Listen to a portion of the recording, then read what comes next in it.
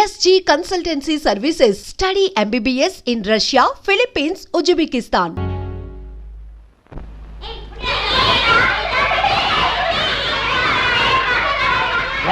Silence! రేయ్ నోరు తెరండి, చర్మం ఒలిచేస్తాను. ఈ వంట వార్పు ఎవరి కోసం? మీకోసం, మీ మధ్యాహ్న భోజనం కోసం. ఒక్కరోజు వంట మనిషి రాకపోతే నా ప్రాణాలు పోతున్నాయి కదా. పాఠం చెప్పకపోయినా, వంట చేయకపోయినా ఆ వీడియో వచ్చి నా ప్రాణాలు తీసేస్తాడు. అసలే చెక్క మనిషి. గొడవ చేయగానే పాఠం చెప్తున్నాను. రేయ్ ఇదిగో, నేను చెప్పింది చెప్పండి. ఉప్పులేని కూర ఒప్పదు రుచులకు. కూరల్లో సరిపడని ఉప్పు లేకపోతే కూరలు రుచించవు. కాబట్టి ఉప్పు వేస్తున్నాను.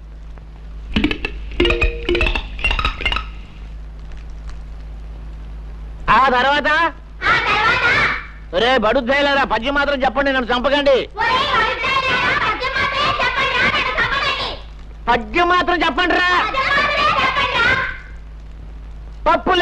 పప్పులేని తిండి ఫలము లేదు అంచేత, అంటే పప్పు తినకపోతే తిండికి ఫలితం లేదు. కాబట్టి ఇదిగో పప్పు వేస్తున్నాను.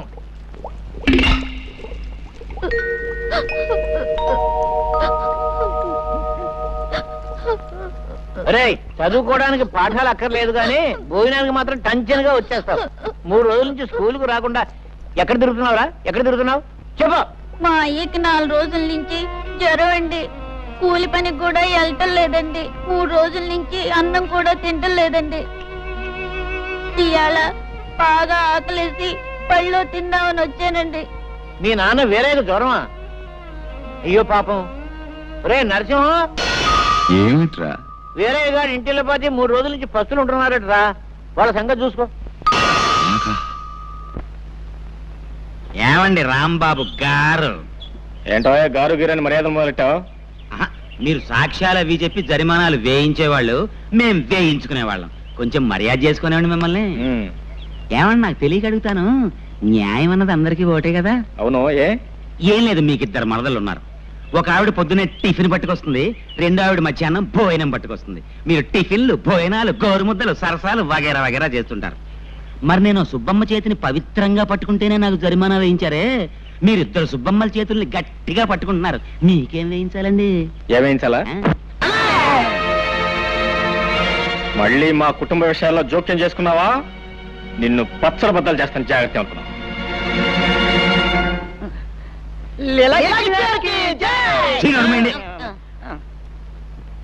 సర్వే జనా సుఖినో భవంతు.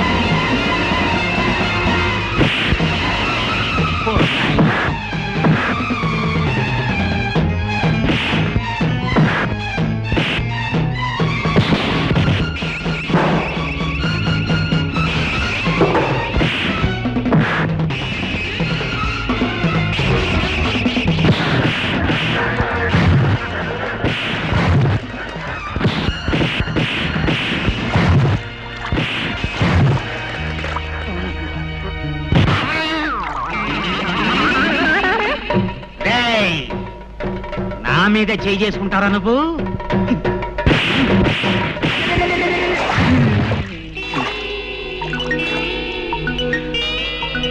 సర్వే జన సుఖినో భవంతు. డొక్క చీరేస్తానే అనుకున్నావు. జానకి, రోజు ఉదయాన్నే వచ్చి ఈ పూలన్నీ కోసుకెళ్తావు, ఎవరి కోసం? సగం దేవుడి కోసం, సగం నా కోసం. అలా ఎందుకు? మొత్తం పూలన్నీ దేవుడికే ఇచ్చేయచ్చుగా. పూర్తిగా ఇవ్వమని దేవుడు నన్ను ఎప్పుడూ అడగలేదే. దేవుడు ఏది అడగడు, మనమే అర్థం చేసుకోవాలి. అడగకుండా అర్థం చేసుకుంటే అదొక్కోసారి అపార్థం కావచ్చు. అయినా దేవుడికి పూజారంటే భయం కాబోలు. ఇంతవరకు నోరు మెదపలేదు. దేవుడికి భయం ఏమిటి? సమయం వస్తే పూజారి పిలక పట్టుకొని ఆడించేస్తాడు.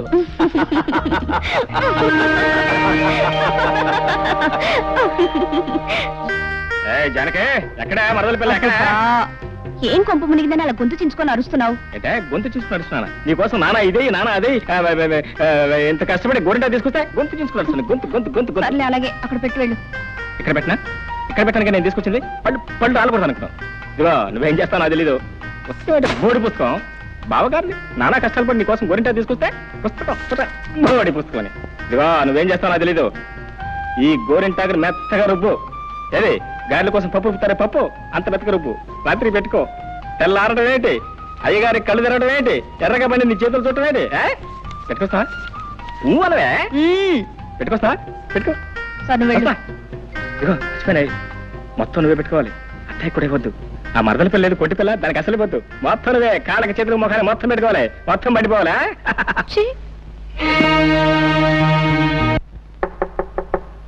ఓయ్ ఎవరదే? నేనే బావా. ఓ నువ్వా మరదల పిల్ల? ఏంటి రాత్రి గోరింటా పెట్టావా? పెట్టాను బావా.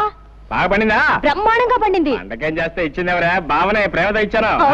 ఇదిగో నేను కళ్ళు మూసుకొస్తున్నాను, తలుపు తీసి కళ్ళు తెరవంగానే ఎర్రగా పండి నీ చేతులు కనపడాలి. రా బావా, రమ్మంటుంటే. వస్తున్నా, కాసుకో. ఇదిగో మరదల పిల్ల, తలుపులు తీస్తున్నాను, ముందు నీ చేతులు మాత్రం లోపల పెట్టు.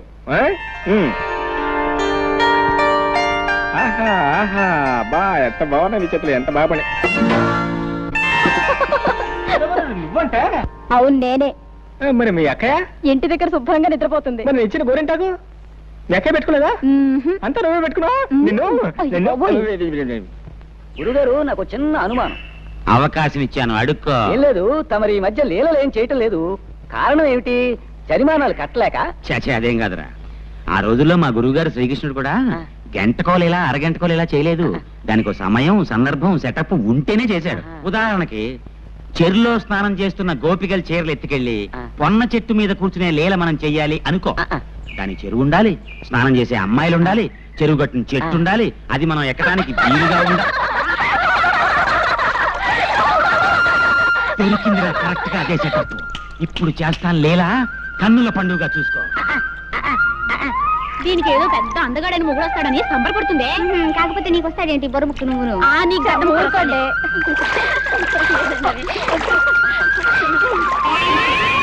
ఆలస్యమైంది, పదండి వెళ్దాం.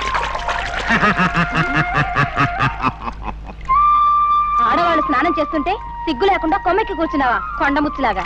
కొండముచ్చును కాదే, లీలాకృష్ణుణ్ణి. ఇదిగో మీ చీరలు. ఇప్పుడు మీరు మీ రెండు చేతులు పైకెత్తి నమస్కారం పెట్టి, హే లీలాకృష్ణ, మా చీరలు మాకిమ్ము, మా చీరలు మాకిమ్ము అంటేనే గానివ్వను. ముందు మీరంతా పైకి లేవండి, తొందరగా.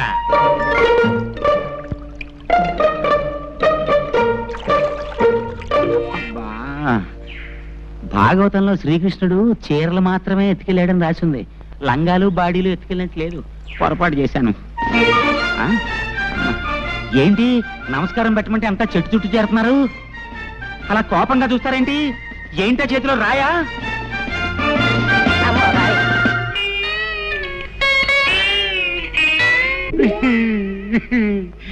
ఆనాడు వస్త్రాపరణం ద్రౌపదికి జరిగింది, ఈనాడు నాకు జరిగింది. సర్వే జన సుఖినో భవంతు. లేటు మురళీకృష్ణ గారు అబ్బాయి లీలాకృష్ణ. ఆగండి ఆగండి.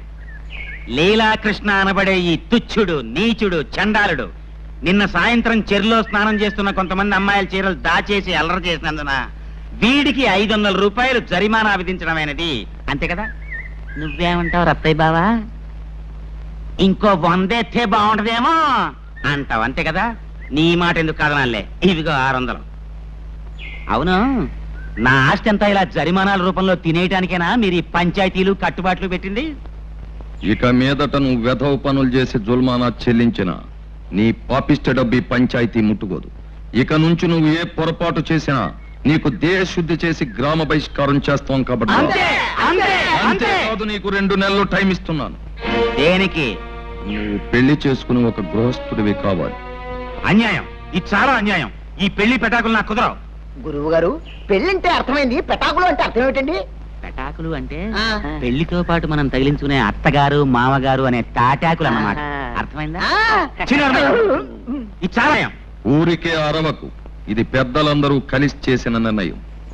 ఓహో అలాగా, అయితేనే పెళ్లి చేసుకు తీరాలి, అంతే కదా? పదండి. ఈ ఇంట్లో పెట్టిన వస్తువు పెట్టిన చోటు ఉండదు కదా, దిక్కు దివాణా లేని కొంపైపోయింది. చీ. ఏంటయ్య గారు? నా కళ్ళజోడు ఏమన్నా చూసావా?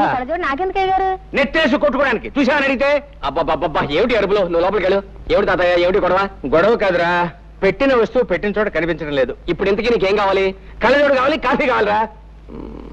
ఇదిగో కళ్ళజోడు నీ జేబులోనే ఉంది. ఈ కాఫీ అంటావా? కాసేపట్లో జానకి వస్తుంది, కమ్మడి కాఫీ ఇస్తుంది. జానకి ఎందుకు వస్తున్నారు ఇక్కడికి? జానకి మన ఇంట్లో పని పిల్ల టెన్షన్గా వేళకొచ్చి కాఫీ కాసి ఇవ్వడానికి. అసలు ఇదంతా నా కర్మలేరా? మీ అమ్మ నాన్న గారిని బ్రతుకుంటే నీ ముక్కుకు తాడేసి ఘాటి కట్టేసి ఉండేవాళ్ళు. ఈ ముసలి తాత అలసి చూసుకునేగా పెళ్లి మాట ఎత్తినప్పుడల్లా దాటేస్తూ వస్తున్నావు. ఒరే బాబు, నువ్వు ఎవరినైనా ప్రేమించావా ఏమిట్రా? చెప్పరా బాబు. నేను అనుకో. ఎవరా పిల్ల? నేను ప్రేమిస్తే సరిపోయింది, అవతల అమ్మాయి ప్రేమించొద్దా? నీకేం తక్కువ. ఆ పిల్ల ఎవరైనా సరే ముక్కుకు తాడేసి పట్టుకొస్తాను. చెప్పరా బాబు, చెప్పు. జానకి. అమ్మ పడవా, నాకు తెలుసు. నీ నోట్లో నుంచి ఆ మాట ఎప్పుడు వస్తుందా అని ఎదురు చూస్తున్నాను. ఇదిగో ఇప్పుడు వెళ్ళి మాట్లాడుస్తాను. ఆ పై పంచ కళాయిల పట్టాగే. దీనికి పెద్ద ఆలోచన ఎందుకు మరీను? భక్తుడికి రామాలయం ఎంత అవసరమో పేదవాళ్ళకి అన్నదాన సమాజము అంతే అవసరం. మనం అందరం పూనుకుంటే ఊళ్ళో పెద్దలంతా ఇక్కడే ఉన్నారు. చాలా సంతోషం, చాలా సంతోషం. ఇదంతా చూసి ఏమిటా అని మీరు ఆశ్చర్యపోతున్నట్టున్నారు. ఏం లేదండి, మీరంతా నేను వెంటనే పెళ్లి చేసుకోపోతే నన్ను గ్రామం నుంచి బహిష్కరిస్తా ఉన్నారు. ఆలోచిస్తే మీ నిర్ణయం చాలా కరెక్టే అనిపించింది నాకు కూడాను. అందుకని పిల్లని అడగడానికి వచ్చానండి. ఎవరింటికి వచ్చావు? ఎవరి పిల్లని అడగడానికి వచ్చావు? బాలేవారండి మీరు. మీ ఇంటికే మీ పిల్లనే. పిచ్చి కృష్ణ, ఒళ్ళు దగ్గర పెట్టుకునే మాట్లాడుతున్నావా? చూడండి, నేను చాలా పెద్ద మనిషిలాగా తెల్లలాల్చి తెల్ల పైజమా వేసుకుని వస్తే పిచ్చి కృష్ణ పుచ్చు కృష్ణ అంటే తప్పు. నోర్మై, ఈ ఇంటికొచ్చి పిల్లని అడగడానికి ఎంత ధైర్యం రా నీకు? నా పిల్లలు జాతి రత్నాలు రా. నీలాంటి గులకరాళ్ళకిచ్చి పెళ్లి చేసే నికృష్టుని కాదు. ఇంకొక క్షణం నా కళ్ళ ముందుంటే నిన్ను నేను క్షమించాలి. పో బయటికి. నేను గులకరాయినా? గులకరాయి? సరేనండి, మీ జాతి రత్నాలకి నాకన్నా గొప్ప మొగను తీసుకొస్తారేమో చూస్తాను. ఏమిట్రా నువ్వు చూసేది? సమయానికి వచ్చి ఏమిటి మావయ్య? ఏం లేదు. ఏమిట్రా నువ్వు కూర్చావు? నీకంటే గొప్ప సంబంధాన్ని నేను తీసుకురాలేనను కదూ అన్నావు. ఇలా చూడు, ఊరందరి చేత మెచ్చుకోబడే గుణవంతుడు బుద్ధిమంతుడు అయిన రాంబాబు నాకు మేనల్లుడే కాదు, ఈ ఇంటికి కాబోయే అల్లుడు కూడా.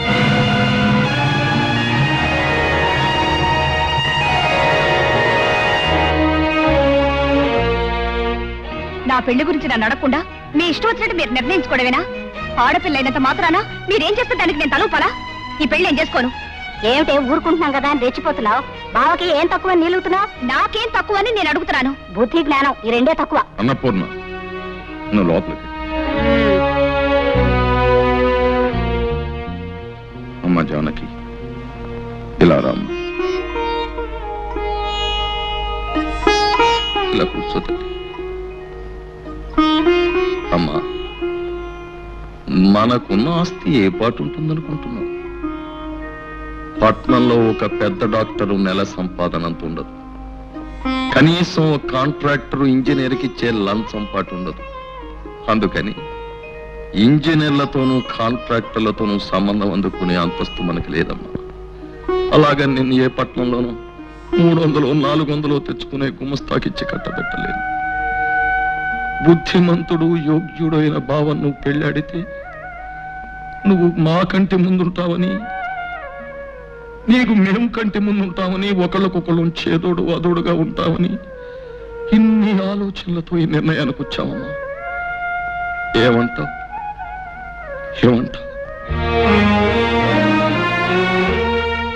అసలు ఏ ఉద్దేశంతో దాన్ని చేసుకోవడానికి ఒప్పుకున్నావు? అసలు ఏ ఉద్దేశంతో దాన్ని చేసుకోవడానికి ఒప్పుకోకూడదు అంటే అక్క ఏంటి నీకు ఇష్టమేనా? నీకు తిందంటే ఎంత ఇష్టం, నాకు అదంటే అంత ఇష్టం. అంతే కదే. 2 రోజులు మామను అనడంగా ఆలస్యమైనట్టయితే నేనే తిరగా మామ దగ్గరికి వెళ్ళి మామ నీ కూతురు నాకు ఇస్తున్నావా లేదా, లేకపోతే ఊర్లో చిత్తుపోయి పెళ్లి చేసుకోమంటావా అని అడుగుండేమని. సర్లే గొప్ప, నేను వెళ్తున్నాను. వెళ్ళు, నేను రమణన్నా. ఓయ్, దానికి వంట వార్పు ఏమీ రాదు తెలుసా? దానికి కూడా నువ్వే వంట చేసి పెట్టాలి. వంట చేసి పెట్టడం నాకు కష్టం ఏంటే, చిన్నప్పటి నుంచి వంట చేయడం నాకు అలవాటే కదా, చేసి పెడతా. అలాగే అందరూ నేను వంట చేసే మొగుడు నవ్వుతారు తెలుసా? వంట చేసే మొగుడనే కదా, వంట భీముడు నవ్వినా కూడా నాకేం బాధలేదు, వాళ్ళ పళ్ళే బయటపడతాయి. అలాగే చేసుకో. ఇదిగో దానికి పాలు తీయడం, పిడకలేయడం ఇవి కూడా రావు, అవి కూడా నువ్వే నేర్చుకోవాలి. నేర్చుకునేదేంటే, నేను పాలు తీయగలను, పిడకలు వేయగలను. నాకే కోరి కష్టాలు తెచ్చుకుంటానంటే ఎవరేం చేస్తారు? నీ కర్మ. కర్మ కాబట్టి పెళ్లి చేసుకున్నా. ఇదిగో దానికి తల దూకోవడం, జడేసుకోవడం ఇవి కూడా రావు, అవి కూడా నువ్వే నేర్చుకోవాలి. ఏంటి నువ్వు చెప్పేది? నా పిల్ల నా ఇష్టం. తల దూతా, జడేస్తా, పూలు పెడతా, అవసరమైతే నీళ్లు కూడా పోస్తా. రామ రామ రామ. ఇదిగో దాన్ని నువ్వు పెళ్లి చేసుకున్నావంటే సుఖంగా కాపురం చేయలేవు, అందుకని వేరే పిల్లని చేసుకో బావా. ఏంటి నువ్వు చెప్పేది? మేనమామ కూతురు పెళ్లి చేసుకుంటా అని చెప్పాను, చెప్పిన తర్వాత పెళ్లి చేసుకోకపోతే బాగుంటుందా? అంటే నీ మామకున్నది ఒకటే కూతురా? ఉండటానికి 2 కూతురు అనుకో, ఉంటే మాత్రం ఇద్దరు చేసుకుంటానా? పూర్తిగా ఇష్టపడే ఈ పెళ్లికి నువ్వు అంగీకరించావా? చూడు, 4 రోజుల్లో పెళ్లి కాబోయే ఏ ఆడపిల్లని ఈ ప్రశ్న అడగకూడదు. అడిగితే సమాధానం చెప్పదు. సుముహూర్తే సావధాన, సుముహూర్తమస్తు, సుప్రతిష్ఠితమస్తు, అయం ముహూర్త సుముహూర్తోస్తు. ధర్మే చ అర్థే చ కామే చ త్వయేష నాతిచరామి. అంటే సర్వకాల సర్వావస్థల్లోనూ కలిమిలో గాని, లేమిలో గాని, కష్టంలో గాని, సుఖంలో గాని, ఆశలో గాని, నిరాశలో గాని, మోక్షంలో గాని ఒక్కరిని విడిచి మరొకరు ఉండము అని అర్థం. ఎంత పవిత్రమైన అర్థం అందులో ఇమిడి ఉందో మీరు అర్థం చేసుకోండి. ఎంత గంభీరమైన భావం అందులో ఉందో మీరందరూ తెలుసుకోండి. మాంగళ్యం తంతునానేన మమ జీవన హేతునా, కంఠే భద్రామి శుభగే దేవ శరదాం శతం. సర్వమంగళ మాంగళ్యే శివే సర్వార్థ సాధకే, శరణ్యే త్ర్యంబకే దేవి నారాయణి నమోస్తుతే.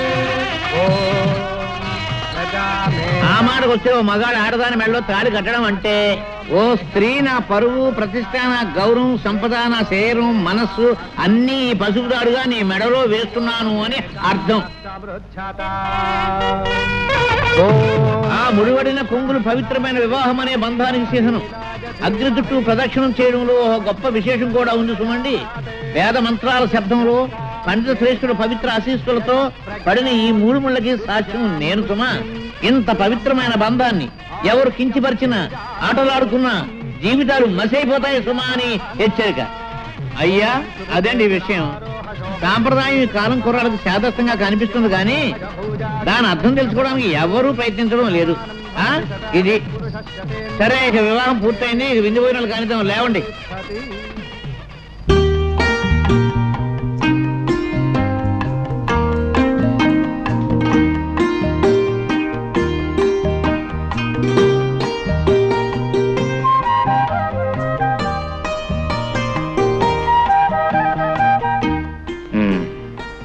అమ్మాయి గారి సిగ్గుగా ఉందా? సిగ్గుగానే ఉంది, ఈ గదిలో ఒక్కగాను ఉంది. ఓ సింతే కదా, కౌగులిస్తే సిగ్గు పోతుంది, ఆ కిటికీ తలుపులు తెరిస్తే ఒక్క పోతుంది.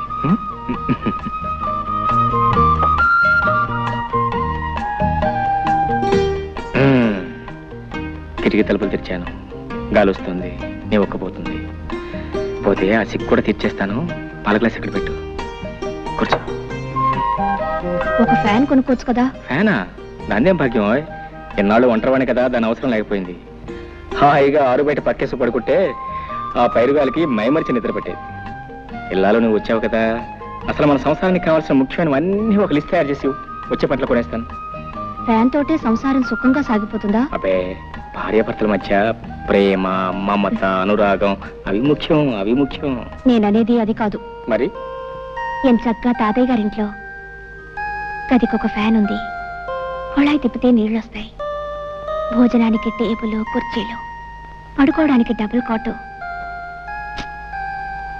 దేనికైనా అదృష్టం ఉండాలి. అదృష్టం కాదు, డబ్బులు డబ్బులు ఉండాలి. నేలను బట్టి నీళ్లు, లక్షణాలను బట్టి లక్షణాలని మన పెద్దలు ఊరికే అన్నారా? చూడు, వెనక ఒక మాట చెప్పనా, మనకున్నదాన్ని మనం స్వర్గం అనుకుంటే స్వర్గం, నరకం అనుకుంటే నరకం. కుళాయి తిప్పినా వచ్చేది ఆ నీళ్లే, మన పెరటి బావిలో తోడినా వచ్చేది ఆ నీళ్లే. ఫ్యాన్ తిరిగినా వచ్చేది ఆగాలే, మన కిటికీ తలుపు తెరిచినా వచ్చేది ఆగాలి. పందిరి మంచమైనా డబుల్ కాట్ అయినా నిద్ర ముఖ్యంగానే మంచం కాదు. సర్లే, మగాళ్ళకి ఏదో సర్ది చెప్తారు. సత్య చెప్తాం కదా, జీవితానికి అర్థం చెప్తున్నాను. రా, ఎందుకు? బాగా చెప్తాను. ఇటు రాబోయ్. చూడు, ఆ చెట్టు కింద నా జంటను చూడు. ఎండొచ్చినా వానొచ్చినా ఆ చెట్టే వాళ్ళకి శరణ్యం, అదే వాళ్ళ మిద్దే వాళ్ళ మేడ. జానకి, ఓ మాట చెప్పనా, జీవితంలో మనకంటే ఉన్నవాళ్ళని చూసి మనం బాధపడే కంటే, మనకంటే లేని వాళ్ళని చూసి వాళ్ళకంటే మనం ఎంత అదృష్టవంతులమో తెలుసుకుని సంతోషించడం ఎంతో మంచిది. అదే జీవిత సత్యం, అదే జీవితాన్ని అర్థం చేసుకోవటం. అర్థమైందా? నవ్వు నవ్వు.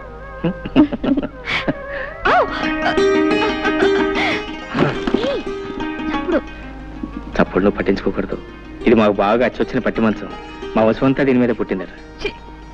సిగ్గా సిగ్గుపడితే పనులలో జరుగుతాయి. పిచ్చిదనం పిచ్చిదనం.